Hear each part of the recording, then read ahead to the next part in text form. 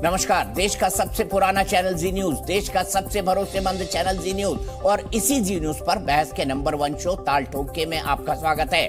मैं हूं दीपक चौरसिया। ताल ठोक के बड़ी बहस में आपका स्वागत है। कहावत है कि जहां 2 बर्तन होंगे तो खनकेंगे ही। फिर यहाँ तो 15 बर्तनों का सवाल है।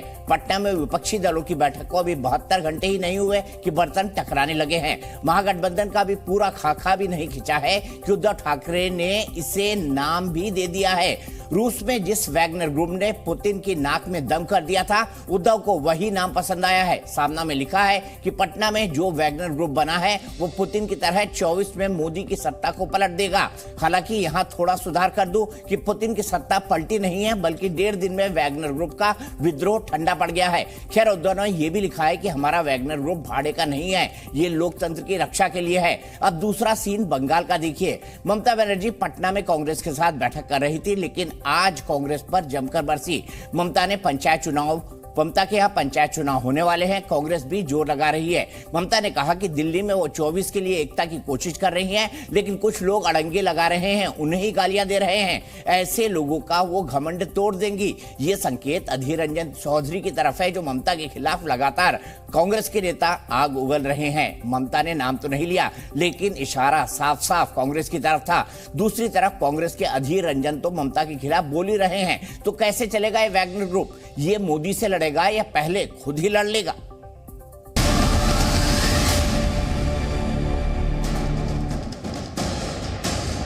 আমরা দিল্লিতে চেষ্টা করছি বিজেপির বিরুদ্ধে মহাজোট করবার জন্য, আর এরা কালো আমায় গালাগালি দিচ্ছে মহাভোট করবে। মহাভোট আমি ভেঙে দেবো, মহাজোটই হবে দিল্লিতে, আর বাংলাটা আমরা করব, এটা মাথায় রাখবেন। कांग्रेस पार्टी पूरी कोशिश कर रही है और करेगी, और देश के करीब करीब सारे राजनीतिक दल एक साथ आएंगे। 1-2 राजनीतिक दल अगर नहीं भी आते तो चुनाव के बाद वो साथ आएंगे, चूंकि उन्हें चुनना पड़ेगा कांग्रेस की सरकार बने या बीजेपी की सरकार बने।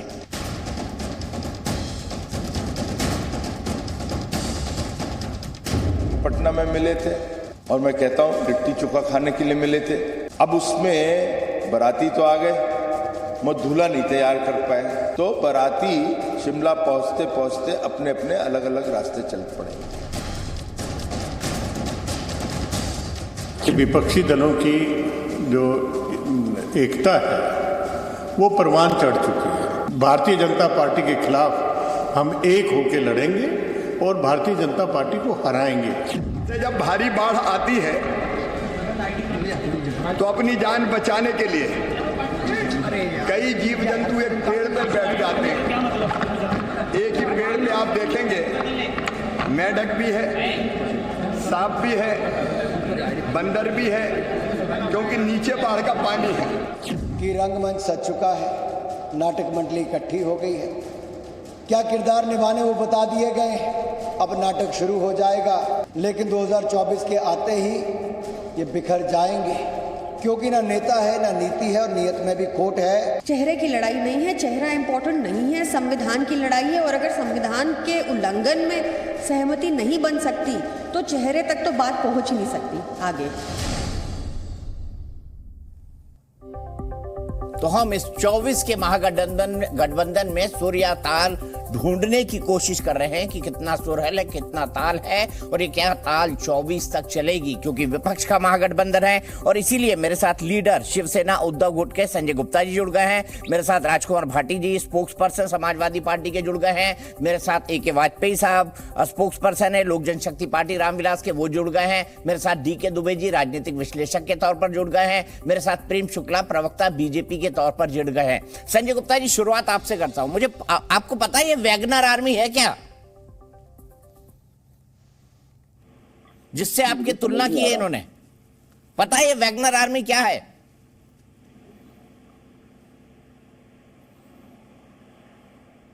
गुप्ता जी मुझसे पूछ रहे हो क्या? मेरे पास मेरी आवाज आ रही है? हाँ हाँ बिल्कुल आ रही है सर, बहुत अच्छी आ रही है आपकी आवाज। तो आप बताइए वैगनर आर्मी क्या है जिससे आपका सामना तुलना कर रहा है आप लोगों की?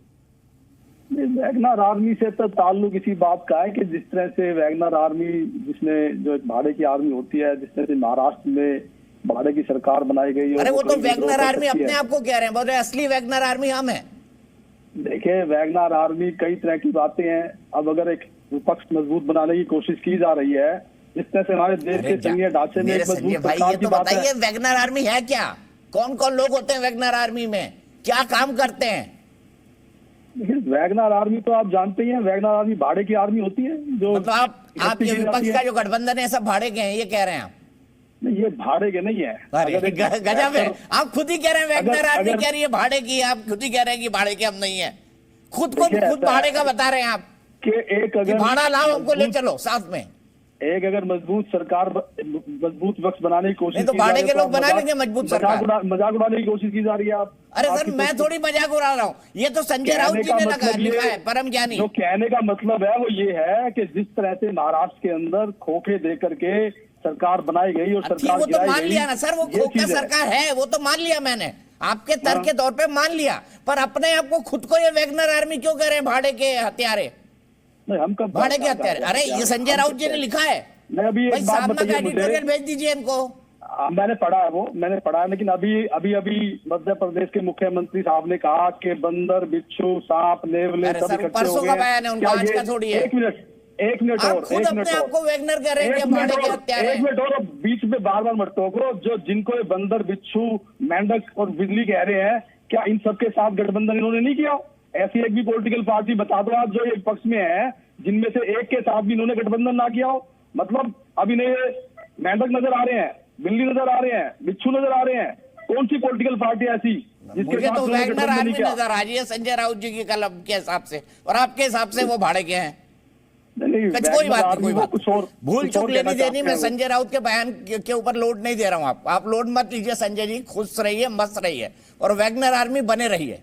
प्रेम शुक्ला जी, मैं आपके वैगनर बीच आना आर्मी चाहूंगा, नहीं, ये परम ज्ञान संजय हम राउत जी तो- को कहाँ से प्राप्त हुआ?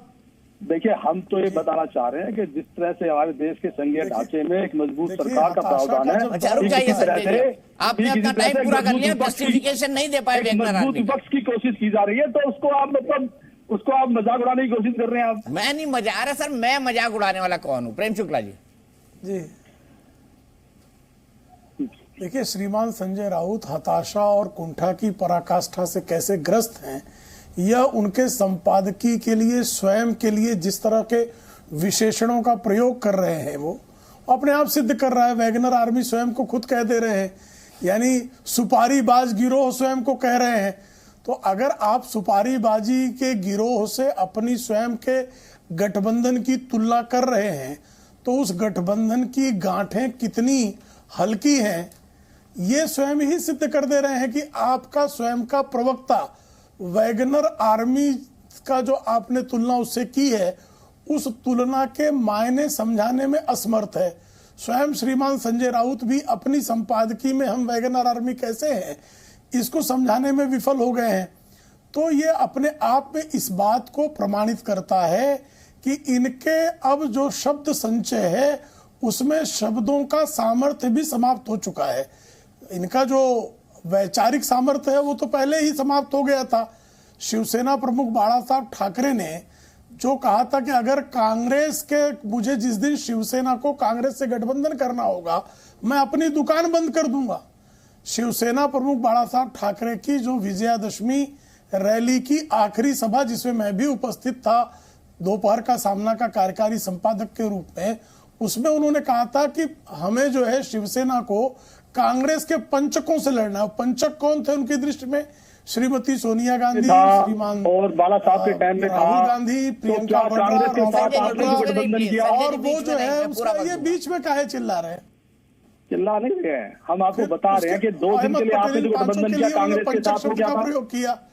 अब उस किससे क्या बात कर रहे हैं आप? कौन से कांग्रेस से? मैं कह रहा हूँ आपसे कि 2 दिन के लिए आपने जो कांग्रेस का गठबंधन किया था वो क्या था? आप क्या बात कर रहे हैं? संजय गुप्ता जी, आप जो है शिवसेना का शाह भी नहीं जानते हैं, आपका संकट है। मैं शिवसेना का शाह भी आपको पता नहीं है। छोड़ दीजिए ये बात। आप 2019 से कहते चले आ रहे हैं, नहीं जानते हैं आप शिवसेना को शिवसेना का शाह भी आपको नहीं पता है। 2019 से बात कहते चले आ रहे हैं कि मैं शिवसेना का शाह भी नहीं जानता। आप तो बहुत कुछ जानते हैं, आप मुझे बताइए। नहीं जानते ना, अभी वैगनर आपको कहा तो उसका जो है आप स्पष्टीकरण नहीं दे पा रहे हैं। आपको किसी ने कुछ कह दिया, किसी ने कुछ कह दिया। आप सामना की संपादकीय स्वयं पढ़कर नहीं आए हैं। आप शिवसेना के प्रवक्ता हैं और सामना की संपादकीय आप जो है स्वयं पढ़कर नहीं आए हैं और उसमें जो है बहस कर रहे हैं आप। शिंदे ग्रुप जो है वो वैगनर आर्मी है। कितना खोखला है। श्रीमान संजय राउत ने क्या दुर्दशा कर रखी है दोपहर का सामना और शिवसेना की, इसका जो है प्रमाण स्वयं आप दे रहे हैं साहब यहाँ बैठकर। और उनको अगर तर्क ही देने तो तर्क देने के लिए भारतीय राजनीति में, वैश्विक राजनीति में बहुत सारे उदाहरण हैं।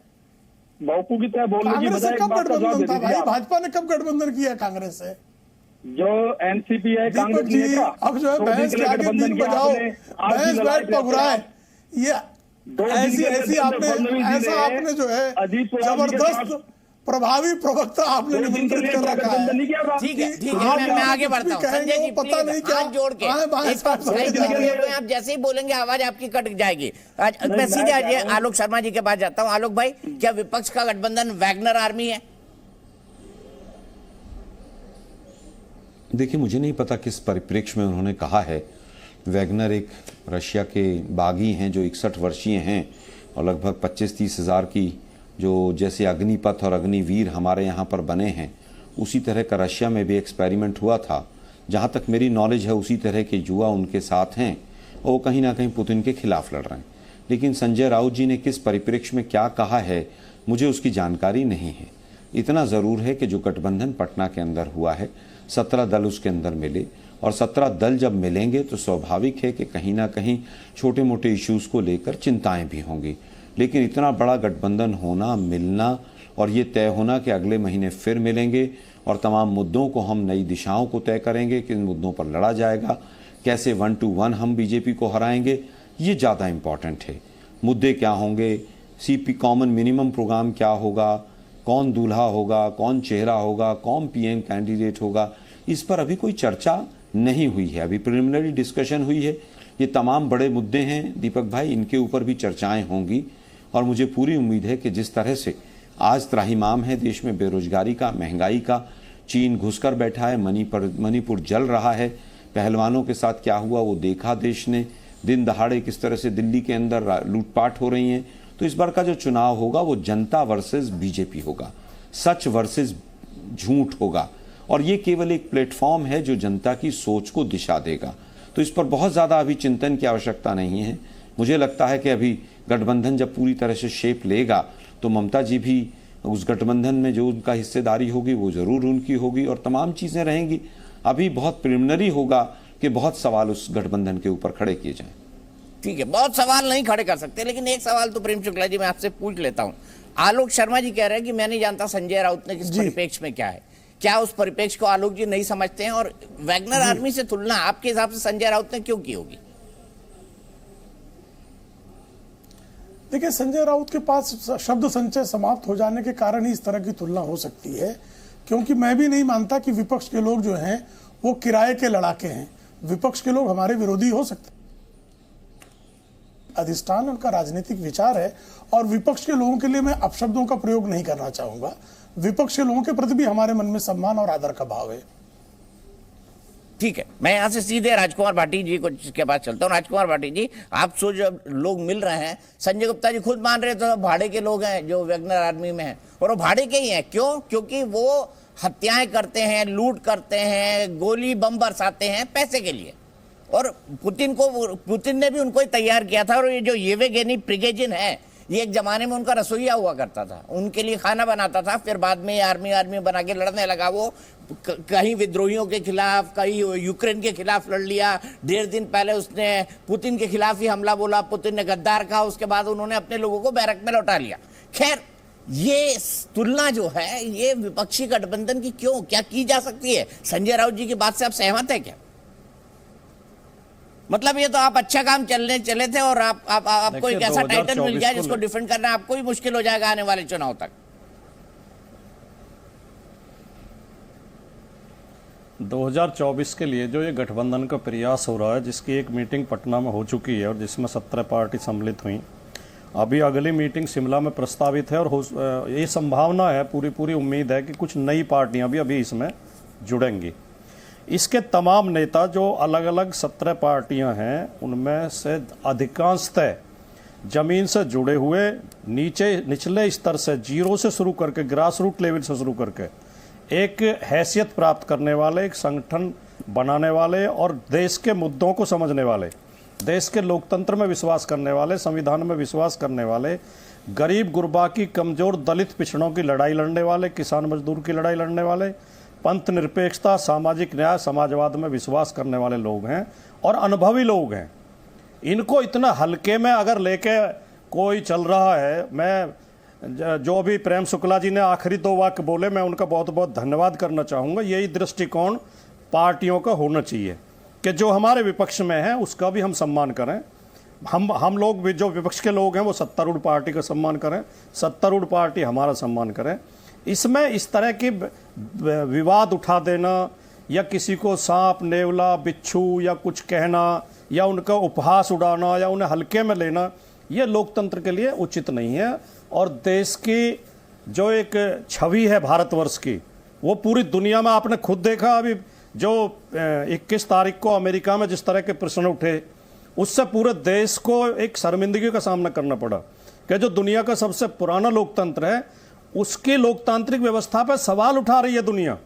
वो लोग संदेह पे कर रहे हैं कि भारत में लोकतंत्र के लिए अनुकूल परिस्थितियां नहीं है।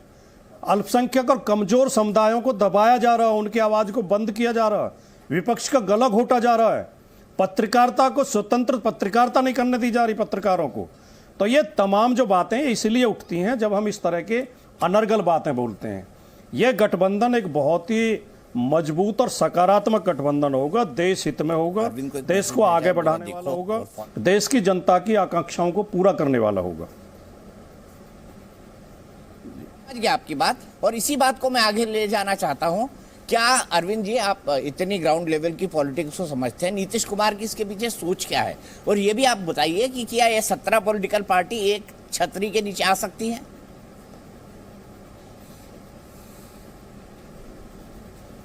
तो बड़ा क्लियर है, उनकी जो पार्टी है जनता दल यूनाइटेड, उसकी कार्य समिति में नेशनल एग्जीक्यूटिव काउंसिल की मीटिंग थी, उसमें उन्होंने प्रस्ताव पास किया कि नीतीश जो है प्रधानमंत्री के मटेरियल कैंडिडेट हैं, और वो उसी के तहत चलते चलते चलते चलते 1 साल हो गया। 1 साल में ये पिछली मीटिंग जो हुई है, ये 17 पार्टियों को जरूर हुई है, और इसमें आपस में विरोधाभास है, महत्वाकांक्षा है, 36 का आंकड़ा है। और सबसे बड़ी दिक्कत ये है कि ऑलरेडी ये गठबंधन में है 1-2 पार्टियों को छोड़ के। बिहार में कांग्रेस है, आरजेडी है, लेफ्ट वाले हैं, इसी तरह महाराष्ट्र में कांग्रेस है, एनसीपी है, शिवसेना का जो दूसरा ग्रुप है वो भी है। तो बचा क्या है? अखिलेश बाबू नहीं है। हाँ, अखिलेश बाबू ने, राजकुमार भाटी जी की पार्टी ने राहुल गांधी भाई से 2 भाई बन के चले थे, और वो देख लिया उन्होंने करके, और बुआ जी से भी करके देख लिया, निकला क्या? और जनता ने भी देखा है। आप याद करिए 1996 की देवगौड़ा की सरकार, गुजरात की सरकार, चंद्रशेखर जी की सरकार, क्या निकला उसमें? हम लोग भी हिस्सा थे उसका, लेकिन वो चलने नहीं देते। और ये इसका ब्लेम सीधा सीधा कांग्रेस को जाता है। कांग्रेस अभी तो कर देगी सपोर्ट थोड़ा बहुत आगे पीछे करके, लेकिन बाद में जैसे ही खिचड़ी सरकार बनेगी, पीछे से टांग खींच लेती है और उसके लिए बहाना ढूंढती है। पिछली बार बहाना ढूंढा जब देवगौड़ा उनकी गुजराल साहब की सरकार थी कि जी 10 जनपद के बाहर सिपाही क्यों लगा दिए, हमारी स्पाइंग हो रही है, और बिठाव कर लिया। तो हम ये कह रहे हैं कि क्या निकलेगा इसमें, और गठबंधन कैसे एका हो जाएगा? दीपक जी, आपने सब चीजें खुद जाके देखी है मौके पे, कैसे होगा? कांग्रेस के गर्व से निकली है ज्यादातर पार्टियां, और कांग्रेस का वोट खा गई। अब लड़ाई ये है कि कांग्रेस रिवाइवल चाहती है, वो वोट बैंक वापस चाहती है, और जो छत्रप ने जो बैठ गए हैं वो वापस देना नहीं चाहते। ठीक है, तो ये चलने वाला, मतलब कैसे हो जाए? Impossible, next to impossible.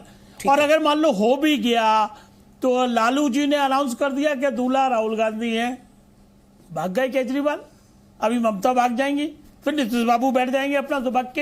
ये तो फैक्ट्स है ना, इसमें हम और आप क्या करेंगे? जो दिख रहा है, जो सुनाई दे रहा है आंखों से, ये सब मैं वही बातें बता रहा हूं। इसलिए जनता इनके गुमराह में आने वाली बिल्कुल नहीं है। ठीक है, अच्छे शब्दों से कुछ नहीं होने वाला। मैं सीधे आलोक जी के पास चाहता हूं। आलोक जी, मुझे बताइए, आपने केसीआर को नहीं इन्वाइट किया, आपने जगन मोहन रेड्डी से रास्ता नहीं रखना चाहते हैं, चंद्रबाबू नायडू से नहीं रखना चाहते हैं, नवीन पटनायक जी आपको पहले ही ना बोल चुके हैं, और ममता बनर्जी से आपके कैसे संबंध है सब जानते हैं। अधीर रंजन चौधरी ने उस दिन उनके लिए क्या कहा जिस दिन ये बैठक चल रही थी सब जानते हैं। कांग्रेस के बिना जाने वो कह रहे हो अधीर रंजन, मैं ये भी नहीं मानता। और तीसरा, आपके साथ आपकी क्या दिक्कत है ये भी सब जानते हैं। तो ये तो वही पुराना यूपीए का गठबंधन रहा, इसमें एक का दुक्का पार्टियां जुड़ जाए तो कौन सा ऐसा बड़ा फर्क पड़ जाएगा? देखिए, इसमें दिक्कत यह है दीपक जी कि अगर आज एनडीए वर्सेस यूपीए आप देखेंगे तो एनडीए पूरी तरह से बिखर चुका है। लगभग 2 दर्जन से ज़्यादा पार्टियां इनको छोड़कर चली गई हैं और यूपीए इंटैक्ट है और कुछ नई पार्टियां उसमें जुड़ रही हैं। जहां तक बात आपने जगन मोहन के लिए या केसीआर साहब के लिए या आम आदमी पार्टी के लिए, तो ये लोग तो बीजेपी के साथ पहले ही अंडरग्राउंड हाथ मिलाए हुए हैं। केजरीवाल जी तो मुझे जिस तरह की सूचनाएं मिल रही हैं वहाँ पर वो गठबंधन को सकारात्मक करने के लिए गए ही नहीं थे। उन्होंने तो 4 दिन पहले आर्म ट्विस्टिंग शुरू कर दी थी। उन्होंने कहा कि एजेंडा का जो मीटिंग का एजेंडा पहला होगा वो जो अध्यादेश है वही होगा। पता नहीं किसने एजेंडा बनाया था, किसने क्या किया था। उसके बाद अगर वो सकारात्मक होते तो प्रेस कॉन्फ्रेंस तक रुकते।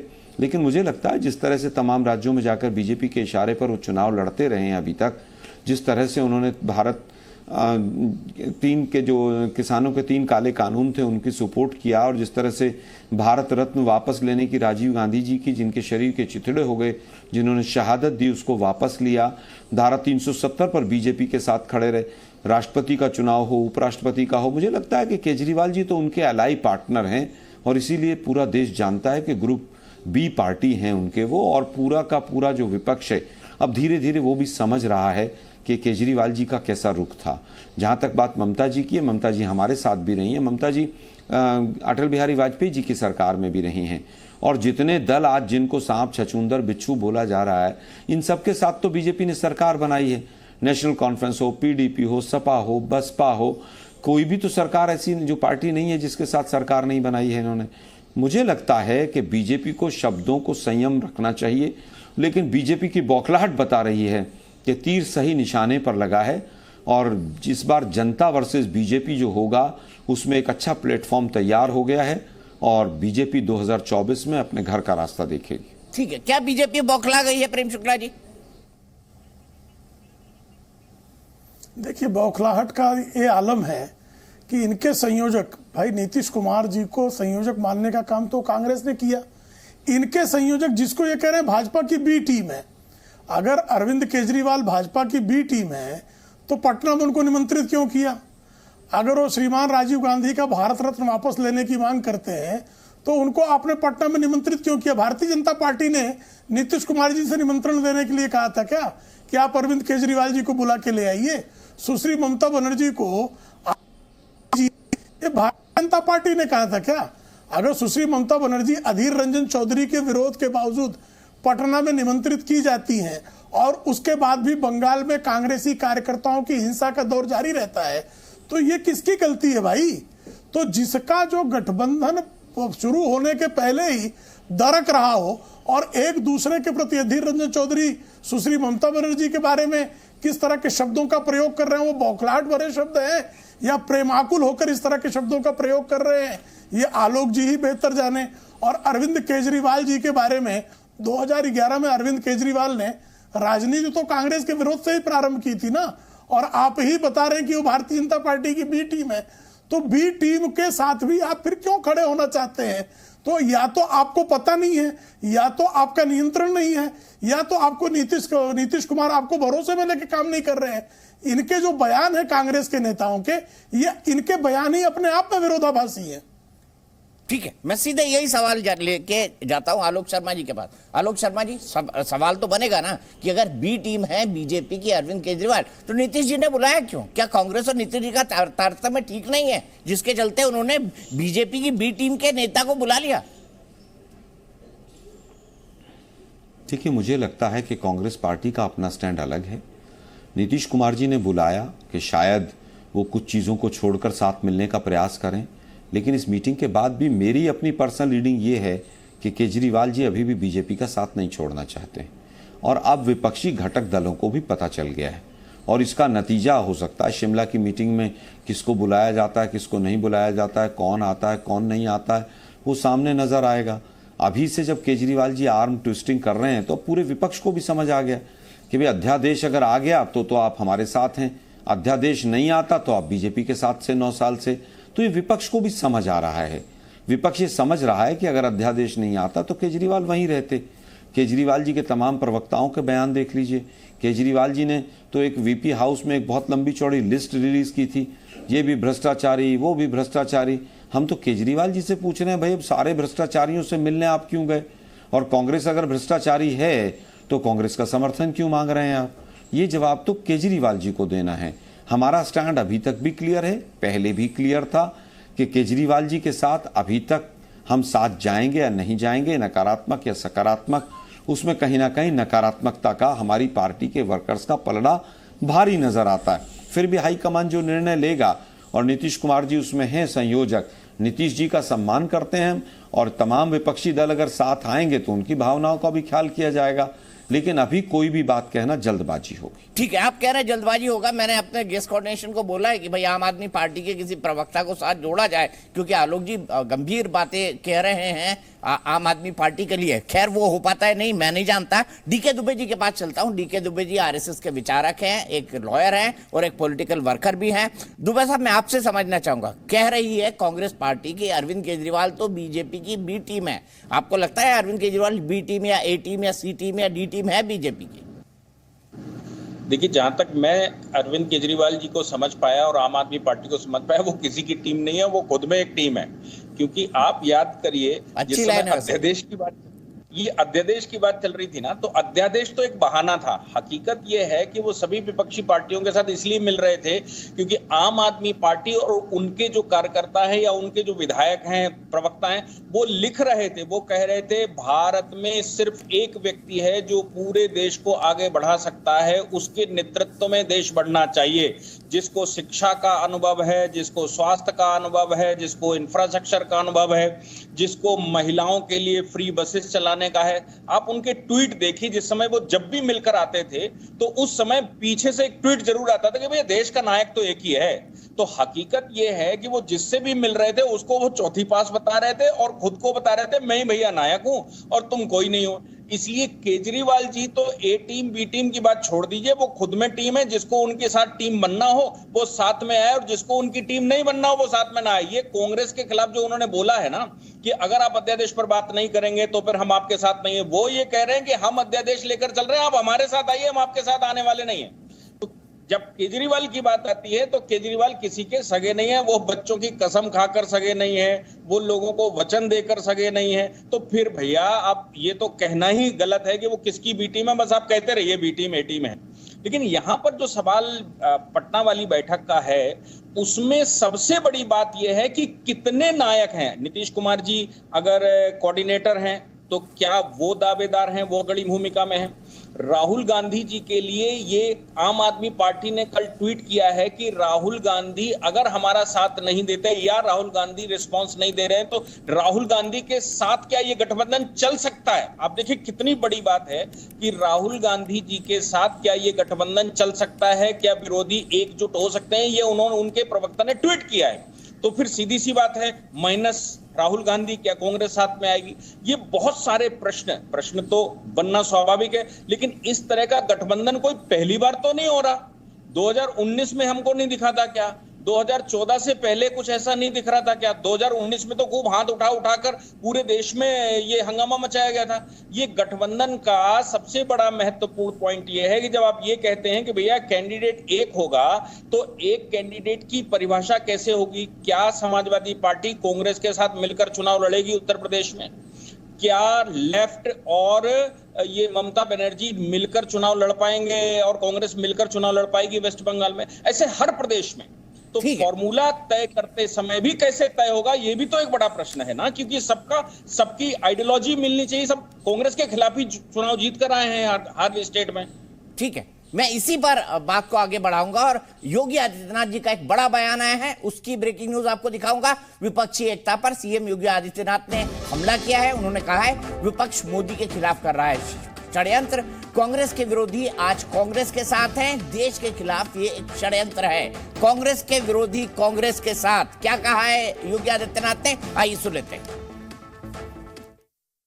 एक तरफ वैश्विक मंच पर मोदी जी भारत की प्रतिष्ठा को बढ़ा रहे हैं, भारत का सम्मान बढ़ा रहे हैं, भारत के विकास को आगे बढ़ा रहे हैं, और दूसरी तरफ विपक्ष मोदी जी के खिलाफ षड्यंत्र रचने के लिए एड़ी चोटी लगाया हुआ है। जिन लोगों ने कभी बोलचाल नहीं की, आज वे मोदी जी के खिलाफ षड्यंत्र रचने के लिए एक मंच पर आते हुए दिखाई दे रहे हैं। जो अपने आप को जेपी और लोहिया के शिष्य बोलते थे और उनके नाम पर जिंदगी भर राजनीति किए, गैर कांग्रेसी नेतृत्व को उन्होंने उस समय समर्थन किया था, आज वे कांग्रेस के कुशासन को भूल करके लोकतंत्र को गला घोटने के लिए किए जा रहे। आज कांग्रेस के साथ मिलकर के एक बार देश के खिलाफ षड्यंत्र में शामिल हो रहे हैं। हम सबको इसके प्रति सचेत होना होगा। देश के खिलाफ षड्यंत्र। अब मैं एक बात आपसे जानना चाहूंगा राजकुमार भाटी जी, सही सही बोलिएगा, आप भी तो वही लोग थे जो कांग्रेस का वोट बैंक तोड़ के समाजवादी पार्टी में जोड़े थे, सही है कि गलत?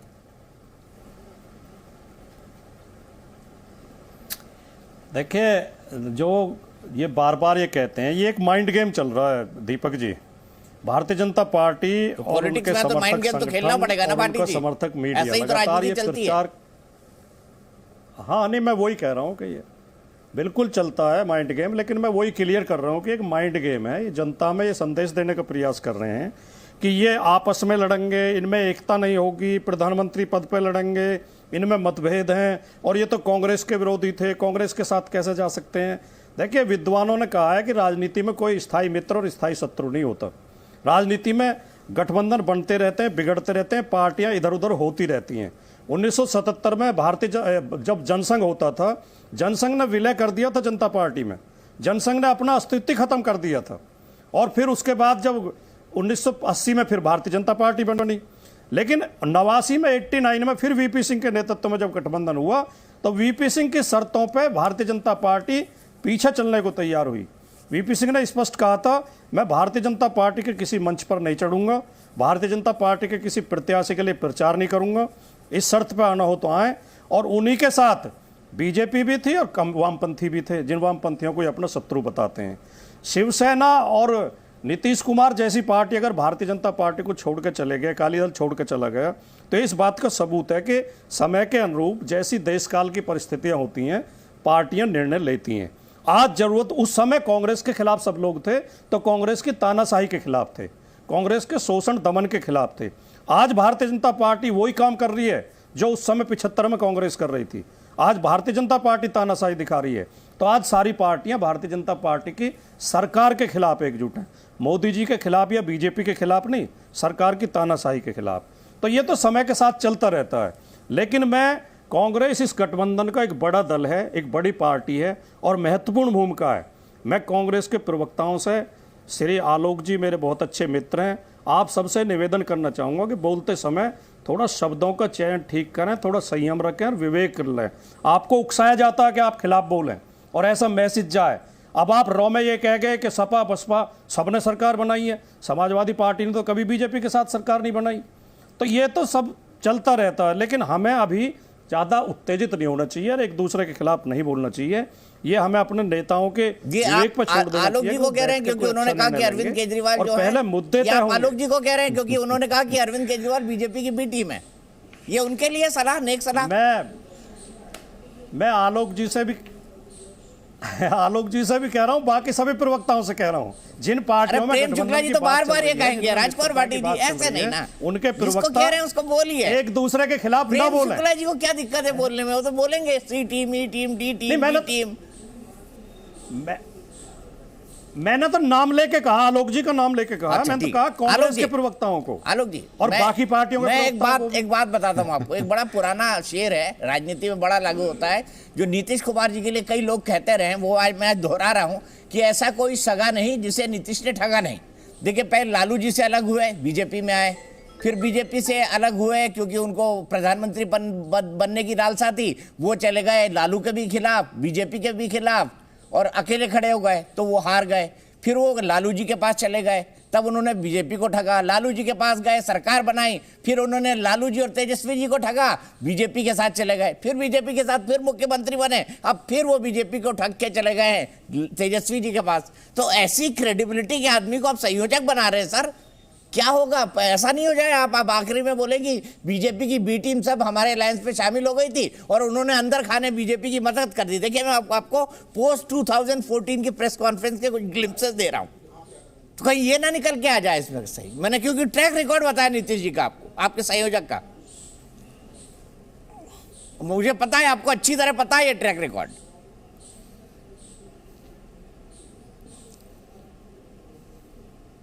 देखिए, मुझे लगता है कि जिस तरह से मोदी जी और बीजेपी, ये जो कहावत आपने ली दीपक जी, ये बीजेपी पर सही लागू होती है कि बीजेपी का कोई सगा नहीं जिसको बीजेपी ने ठगा नहीं।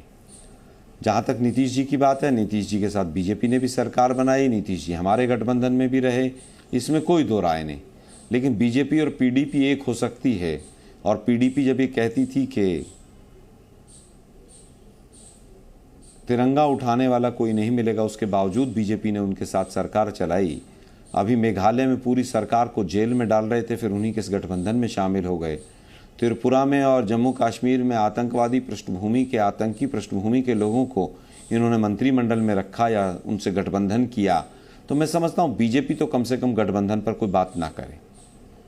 अब जहाँ तक बात है कि आगे क्या होगा क्या नहीं होगा, मुझे लगता है बीजेपी और बीजेपी के चाहने वाले तमाम लोग लग गए हैं कि भाई किसी भी तरह से इस गठबंधन की बुराई करो, अभी से इसकी हवा निकाल दो। मैंने जो स्पष्ट कहना था दीपक जी, मैंने स्पष्ट कहा है। आम आदमी पार्टी के लिए भी राजकुमार जी मेरे बड़े भाई हैं, मैं उनके हर वक्तव्य का सम्मान करता हूं, लेकिन राजकुमार भाटी जी शायद अभी नहीं समझ पाए हैं कि केजरीवाल जी पटना में क्या कर आए हैं और किस तरह से वो आगे बीजेपी के लिए काम करने के लिए आतुर हैं। मुझे लगता है कि अब सही और गलत को और ब्लैक एंड वाइट को पहचानना होगा, गठबंधन में अच्छे लोग रहें, ऐसा प्रयास होना चाहिए। ठीक है, गठबंधन में अच्छे लोग रहें, इसका प्रयास होना चाहिए। लेकिन प्रेम शुक्ला जी, ये मतलब आपको लगता है कि इस तरह का गठबंधन में अधीर रंजन चौधरी को दिखा रहा हूँ, वो भी अभी बड़े गुस्से में है ममता जी को लेकर, ये कह रहे हैं बी टीम है, ममता बनर्जी को दिक्कत हो रही है अधीर रंजन चौधरी से, तो ये इंटरनल कॉन्ट्रडिक्शंस कितने प्रभावित करेंगे इस गठबंधन को और इसकी मतलब सस्टेनेबिलिटी को? प्रेम शुक्ला जी, अच्छा फिलहाल फोन कटा है, यही सवाल डीके दुबे से।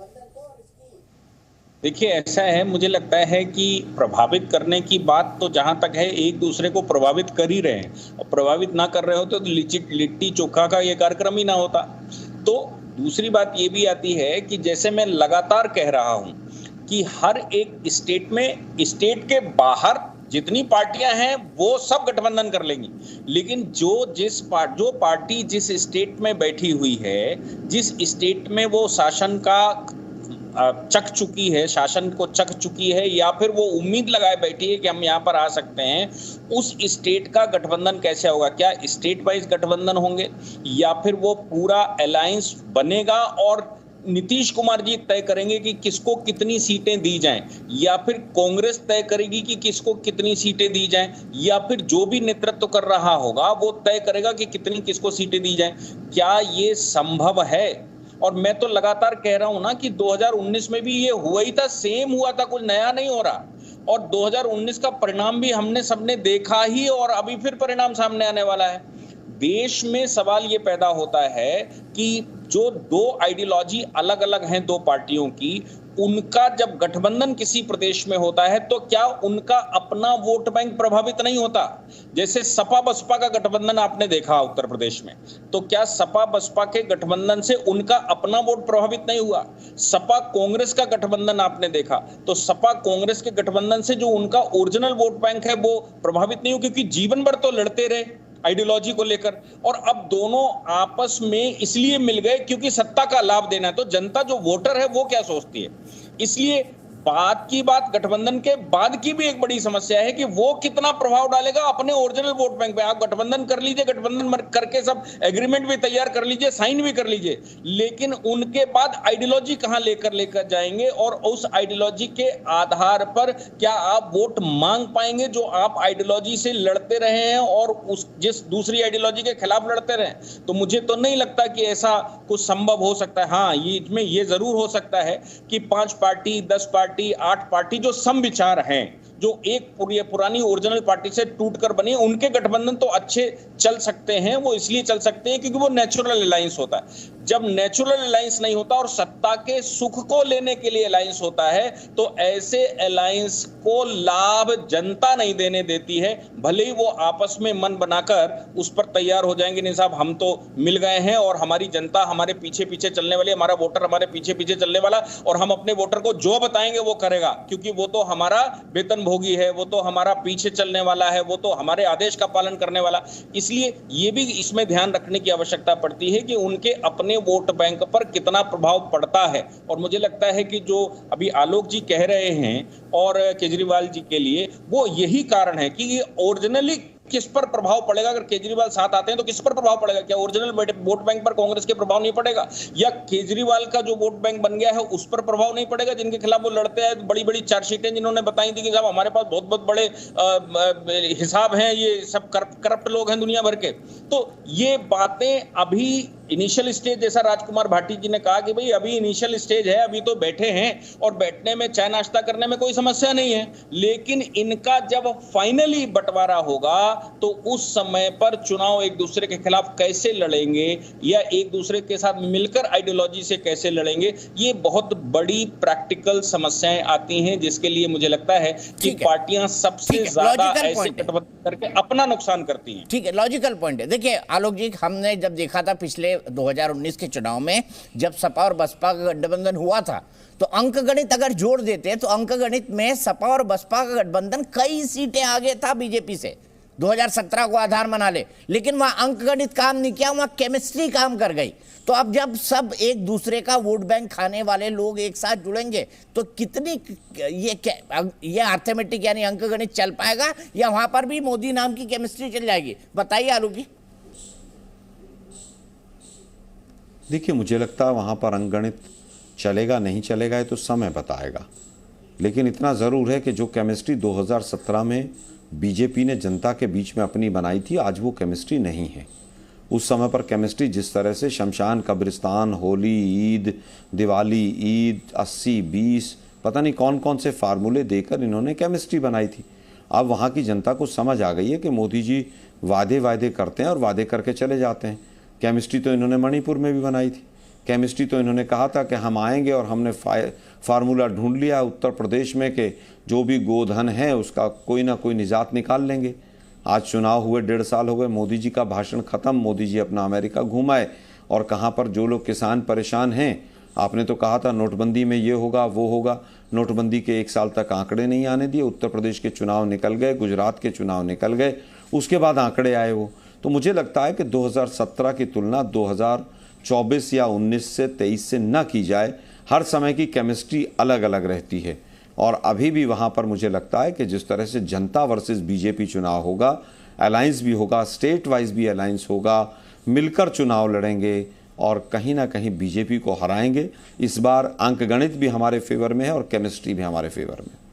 अर्थमेटिक यानी अंक गणित भी फेवर में है, केमिस्ट्री यानी रसायन भी फेवर में है, यह दावा है आलोक शर्मा जी का। प्रेम शुक्ला जी,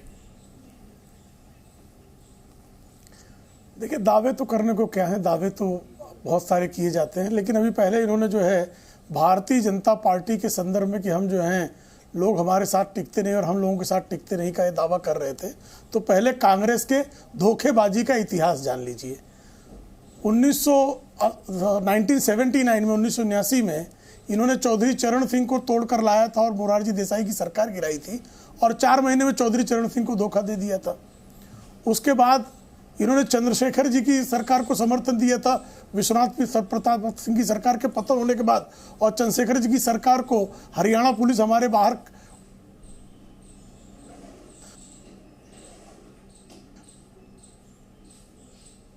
की सरकार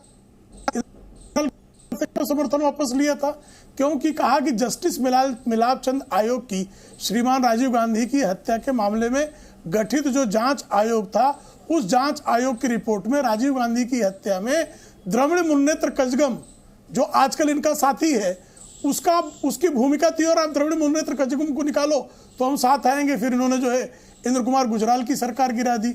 और सुनिए इनकी स्थितियां, मुलायम सिंह यादव की सरकार इन्होंने जो है, जब वो राम मंदिर आंदोलन आदरणीय मुलायम सिंह यादव जब भारतीय जनता पार्टी कर रही थी, तब ये मुलायम सिंह यादव के खिलाफ थे, और जब जो है भारतीय जनता पार्टी की सरकार ने समर्थन वापस दे दिया तो मुलायम सिंह यादव के साथ हो लिए। उनकी कोई कारसेवकों पर गोली चला दी गई थी तो अत्यंत प्रसन्न हो गए थे ये। अब उसके बाद ये 2008 तक इन्होंने क्या क्या नहीं मुलायम सिंह यादव। आपका आवाज बार बार जा रहा है प्रेम शुक्ला जी, आपका बात फ्रीज हो गई। मैं सीधे दायर करवाने के बाद विश्वनाथ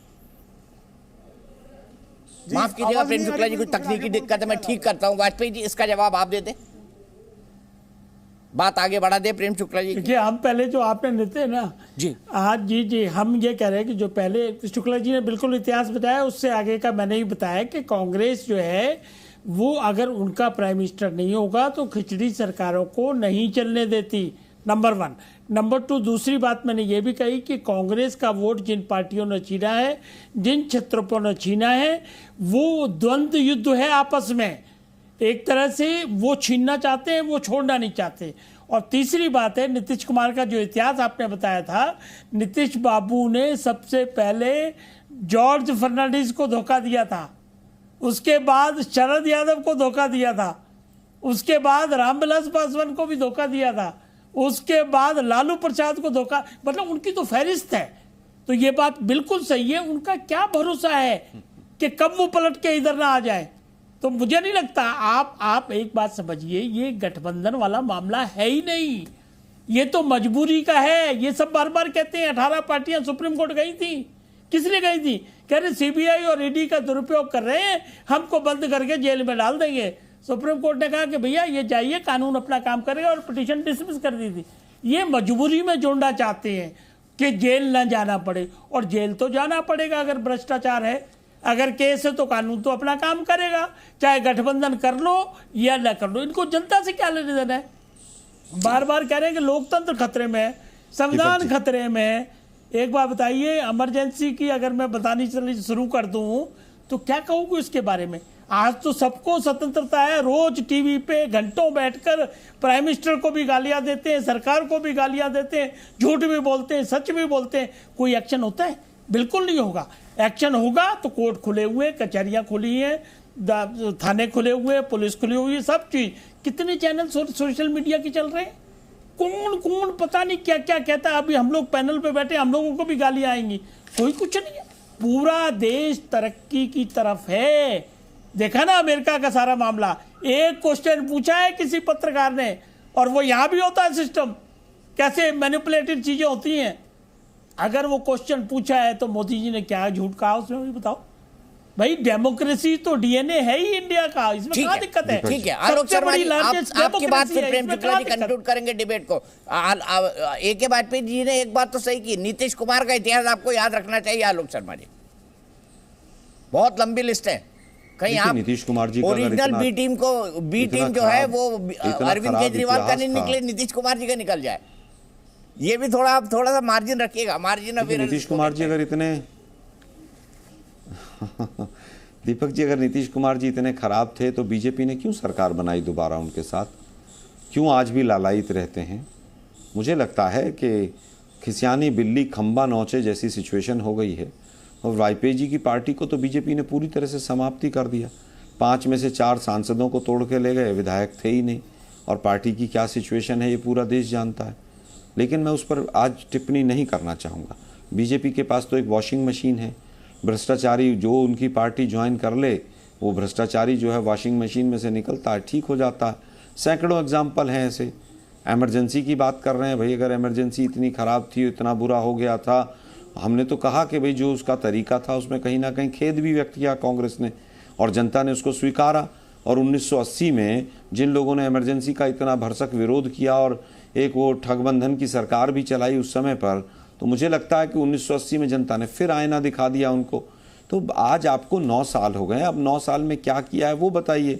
इमरजेंसी को उसका ऐसा हो गया, तब ऐसा हो गया, तब ऐसा हो गया। सर मैं एक मिनट आपको रुकूंगा क्योंकि अरे मुझे भाई, तुरंत जाना मुझे है लगता है भोपाल में जेपी नड्डा जी कांग्रेस पर ही बोल रहे हैं, देखिए क्या कहते हैं। और दुनिया कह रही है कि आर्थिक जगत से India is the bright spot. अगर कोई उम्मीद है तो वो भारत से उम्मीद है, ये भारत की तस्वीर है।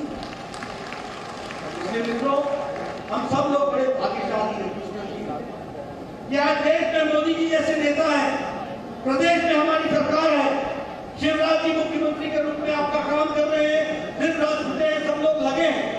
आपकी सरकारें हैं, आपके लोग हैं, आपके स्थानीय निकाय में लोग हैं। ये आपका सौभाग्य है कि आप इसका उपयोग करके मध्य प्रदेश की जनता की तस्वीर और तकदीर बदलने में कोई कसर नहीं छोड़ेंगे। इस बात का इसलिए मित्रों, हमें ये अगर आदर सम्मान पार्टी को मिला है तो ये हमारा जिम्मेवारी भी बनती है कि इसका सदुपयोग करते। तो कांग्रेस पर कह रहे थे और कह रहे थे कि भारत ही इकलौती उम्मीद बची है और पूरे भारत। चलते चलते मैं कहूंगा आलोक शर्मा जी एक कंक्लूडिंग कमेंट, एक लाइन का। प्रेम शुक्ला जी, आलोक जी अपनी बात कंक्लूड कर दीजिए। नड्डा झूठ का अड्डा, जेपी नड्डा झूठ का अड्डा, ऐसा तमाम लोग कहते हैं कि जेपी नड्डा जी झूठ बोलते हैं। यूक्रेन और रशिया का युद्ध मोदी जी ने फ़ोन करके रुकवा दिया था, क्या ऐसी बात इनको शोभा देती है? तो ऐसे व्यक्ति से क्या उम्मीद करें, वो तो कांग्रेस को कोसेंगे ही। अभी हिमाचल हारे हैं अपना होम स्टेट, मुझे लगता है वहाँ पर ज़्यादा फोकस करना चाहिए उनको। ठीक है, यहीं पर रुकते हैं। आप तमाम मेहमानों का बहुत बहुत शुक्रिया बहस में जुड़ने के लिए। जी न्यूज़।